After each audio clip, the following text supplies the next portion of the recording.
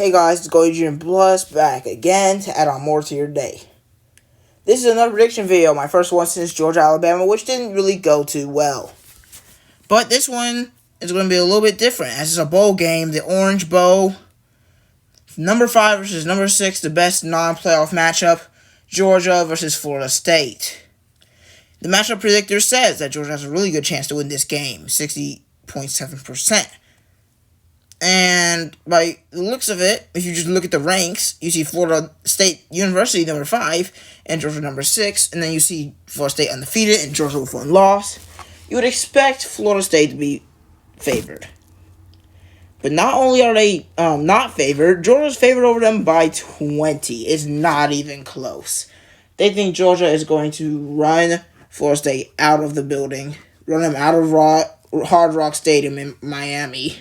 Which, honestly, we'll see if I agree with that later. But you might be thinking, why is it such a blowout predicted? Well, I think Georgia would be predicted to win anyway. I think they would definitely be favored by at least, 7. But there's one huge reason to why Georgia is favored by so much against Florida State, and that is the opt-outs. Now, if you go all the way to the top here, this is Jack Williams. I've never seen everything besides this. It was published only 2 days ago, so it's actually pretty recent. Actually, no, it was even updated yesterday. Wait, no, today. Yeah, it was updated today, so it's very accurate. Both teams have some opt-outs, but for different reasons. Because Florida State missed the playoffs unfairly, apparently. I'm not going to judge that right now, but because they don't like how they missed the playoffs. They're undefeated Power 5 champions. An undefeated Power 5 champ has literally never, ever, ever missed the playoffs in college football history. This is the first time it's ever happened. It's Florida State. Now, it really sucks. It must really suck to get taken out of the playoffs for the first time ever of your kind, undefeated Power 5 champ. And just because of your kind of weak schedule and a quarterback injury. That's pretty much the only two things you could take them out of the playoffs for, which neither of them are particularly fair. You kind of get to choose your schedule, but also you don't get it's not your fault if those teams you win against aren't very good, and also you don't get to choose if your quarterback gets injured. So I guess if Milroe got injured in their game against Georgia, were they going to put Florida State in instead, or just because their name is Alabama that they got over Florida State? I'm not here to judge, but I am here to give you guys some news.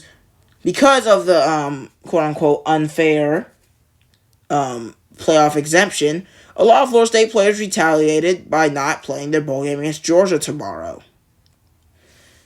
These healthy opt-outs, which are perfectly fine, great players who aren't playing, are as follows. Trey Benson, Jarrett Verse, Johnny Wilson, Keon Coleman, Jaheim Bell, Fabian Lovett, Akeem Dent, Renardo Green, Jarrian Jones.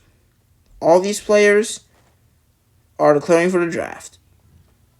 Now you're like, what? I know they're declaring for the draft, but why are they not playing? Well, it's not just because they didn't declare for the draft, just because they declared for the draft. It's in retaliation of not being in the playoffs. That's probably the main reason a lot of these players aren't playing. Added on to the fact that they're going to the draft, don't want to get injured. But I think this is terrible. This is literally their top players. This is all their best players. Pretty much. Not actually all of them, but Trey Benson, Jarrett Verse, Johnny Wilson, Keon Coleman, Jaheim Bell, Akeem Dent, those are some amazing players.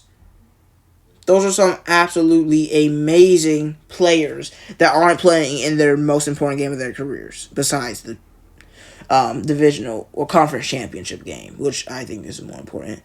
But it just sucks to see these great players, including Jarrett Verse, who I think might even end up being a Falcon, just not playing just because of this playoff exemption, which honestly I don't think it was the fairest thing because they're the first team to ever miss it as a conference champ. But it still just doesn't feel like it's worthy to miss one of the biggest games of your career. You're never going to be able to get to another Orange Bowl or a bowl game in general. This is your last time. If you don't pan out in the NFL, this is your only chance to really make a name for yourself. and win some sort of championship if it doesn't work in the NFL, and you just kind of bypass it because you're mad that you missed the playoffs, which a ton of teams do every year. It's weird, but it really impacts this game. Another thing that impacts this game, the injured players. Jordan Travis and Lawrence Toafili both had season-ending injury, but Jordan Travis is the big one, of course. He got hurt, and then Rodemaker, I think, got hurt against Louisville or something. I don't remember. But either way, neither of them will be playing this game. Travis, of course, too injured to play. He was very mad about them missing the playoffs as well. And it was against North Alabama, too, which really sucks because that game did not matter. And then, I think they were actually not playing very good against North Alabama. And then Rodemaker transfers before the bowl game, so he's not playing against Georgia either. So they're having their third string, who I don't even know the name of. Which I probably should find out the name of, but these are the transfers out. I don't really know these players. I don't watch many Florida State games, but I will say there's a ton of them. Which there's a ton of transfers now every year. But you left Florida State to go to Florida A&M and Florida Atlantic. Okay, well they're red shirts. Doesn't really matter.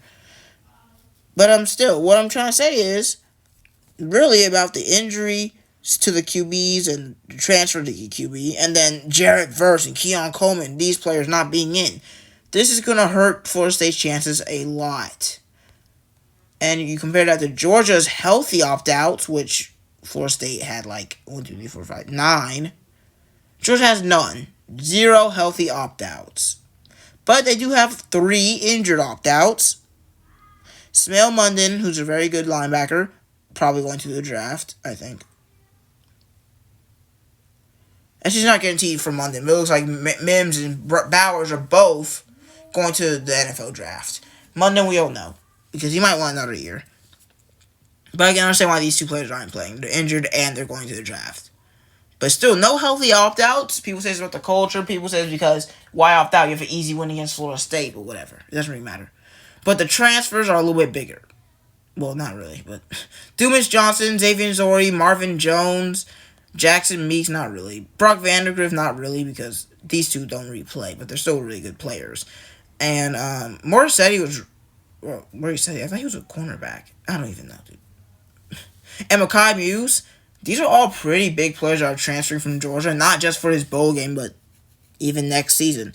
I like Dumas Johnson a lot. I like Zori a lot. I like Muse a lot.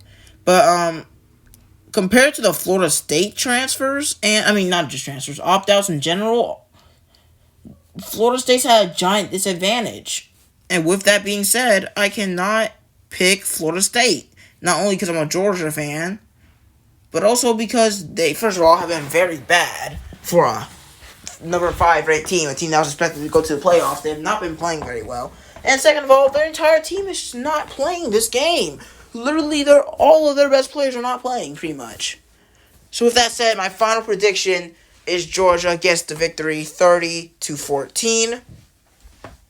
What do you guys think is going to happen? Who do you think is going to win? Do you disagree? Is there a transfer that I'm missing or all that I'm missing?